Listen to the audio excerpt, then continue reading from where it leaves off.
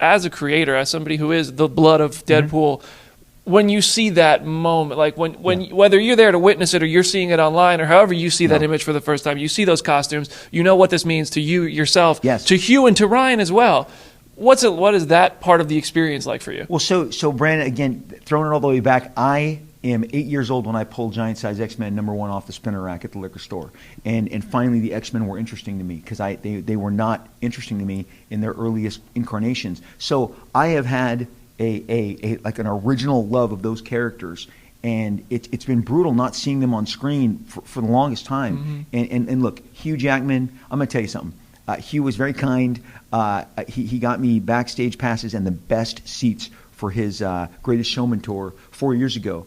And so backstage when I was talking to him, look, I feel like he deserved to hear this because we get so focused on Downey Jr. And with all due respect to Robert Downey Jr., who's fantastic, you don't get to Robert Downey Jr. without Hugh Jackman. Hugh Jackman, if Wolverine doesn't stick the landing, if he doesn't work in X-Men 2000, and I remember Fox gave me a preview screening of X-Men 2000 about a month before it was released. They had like about 50, 60 people see it. I drove up to L.A., and I could not believe, because I'd heard horror stories. It's cheap. It's loud.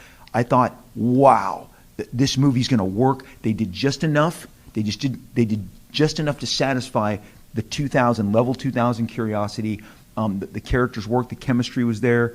Xavier, Magneto, but Hugh Jackman, because he's our audience surrogate in that movie, right? He drops in, they discover him, he discovers the X-Men, they tour the school. I'm like, this is a perfect introduction to this world. But if Hugh Jackman, because Wolverine is the most popular character in the world at that time, if he doesn't stick the landing, and I said, Hugh, it's you. We are not in this comic book world unless Marvel and Fox get Wolverine right. And he's like, oh, mate, oh, thank you, mate. He loved it. He loved it. And he deserves to hear it.